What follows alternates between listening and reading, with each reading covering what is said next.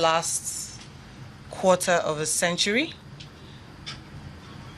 you'd see that there have been quite a few, or quite major swings. And I actually remember when, okay, this is dollar naira, but I actually remember when the pound was, I think, 10 naira to a pound. And it's amazing what it is today. I'm not even sure I even know what it is. I can't even count that. There's just too many zeros after the 4. So, yeah, a few swings, a lot of swings actually over the last 24 to 25 years. And the market was characterized by panic buying. And when I say was over the last few years, and even even as recently as a few months ago. Panic buying, volatility, very low liquidity, front loading. You have to buy your dollars today because you don't know what's going to happen tomorrow or the day after. But very recently, the central bank came out with its guidelines and brought, should I say, reform into the market. And what we expect to see in a few weeks, months, is less of this panic buying. In fact, after looking at those futures quotes, I think I'll wait until... It's 225. Yeah, exactly. So yes, and liquidity, bringing liquidity back into the markets, and liquidity from every area. People even to the retail, to those who have DOM accounts, can come out and be happy to sell their US dollars or pounds, as the case may be, as well as obviously the foreign investors coming into the market. So now, what is the Naira-Settled OTC FX futures contract? The thing is, I should actually be asking the audience to tell me, because we've spoken about it, like every other word has been talking about futures. But it's simply a non-deliverable forward contract. And what that does it does a lot of things for the market, it does a lot of things for the central bank. And as the MD had said in his speech, the reasons, because of the economic situation, the reason for the Naira-Settled OTC futures was, I guess no one need necessarily ask, as opposed to doing a forward. So basically, you enter a contract, you need FX in a few months' time, and in the past, you'd probably have bought it today because you don't know if you get the FX when you need it or at a reasonable enough price or reasonable enough rate in the market.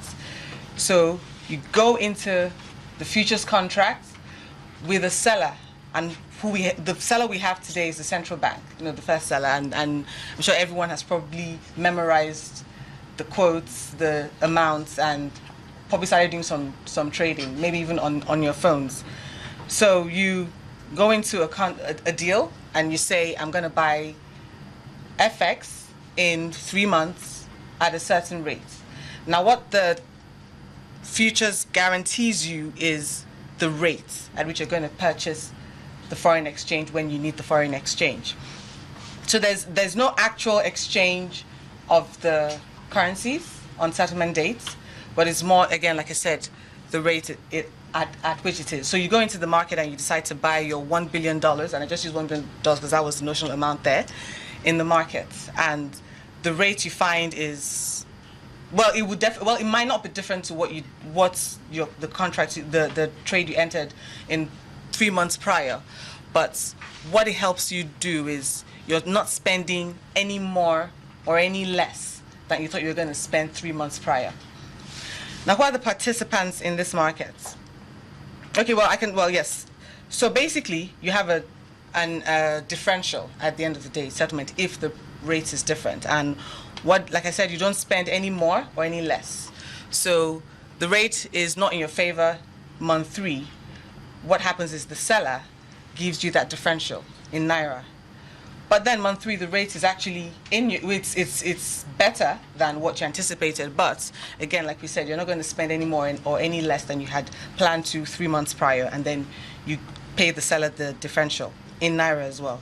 So who are the participants? Well, we have CBN now because they're the pioneer seller. So that's the transaction party. Then the exchange, the platform where the contracts are being traded as we speak, hopefully. FMDQ, Then you have the authorized dealers. So that's the FX primary dealers as well as the non-FX primary dealers. The FX primary dealers is one of the reforms CBN brought into the market a couple of weeks ago as well, to obviously help generate that liquidity that is required in the market. And then the end users, so who are those going to benefit from it? The exporters, the importers, the FDIs, the FPIs, the PFAs. So again, this contract, this product is, and we've been using the word innovation. It is actually innovation in the market, and innovation that is actually needed for the market. As had been mentioned in a few of the speeches, one of the requirements for a market to thrive is credibility. You need to have transparency. You need to be able to have price formation. You need to be able to know, you don't need finger in the air, because you have all the relevant information to make informed decisions.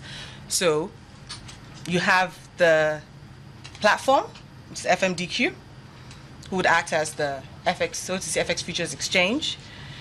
You have NIBS, the Nigeria Interbank Settlement System PLC, who's going to help to clear and settle the OTC transactions. Again, this is not a technical presentation. This is just telling you how things are going to be and telling you enough so that when this program ends, you can go out and start taking CBN up on their offer on the quotes.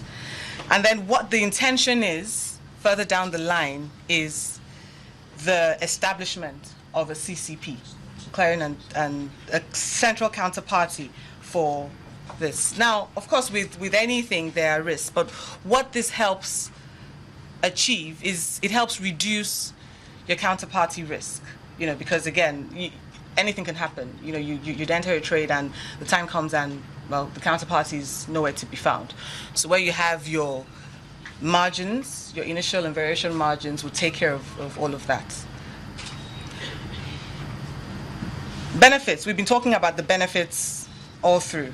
Again, this is just probably reiterating all that has been said throughout this program or this ceremony. But I guess there's nothing wrong in hearing good news over and over and over and over again. I mean, there's some quote about the good news, but that skips my mind now. But it's good to hear it over and over again. So liquidity, increasing the supply of dollars to the market. So we have the derivative in the market, and what we expect to find is the inflows that became outflows would start coming back in as inflows, is our expectation. CBN is the pioneer seller, but there's nothing to say that the banks, the authorized dealers, would not at some point also be sellers, because they would obviously see the opportunity in the markets, and generate more liquidity in the markets, reduce the pressure on the spot market, and help to stabilize even the pricing in the spot market. So spoken about attracting investment, capital flows, FPIs, FDIs, and with the circular that the central bank released on Friday about FPIs being able to externalize their funds, that also should help boost that supply into the market. Again, like I said, the end users.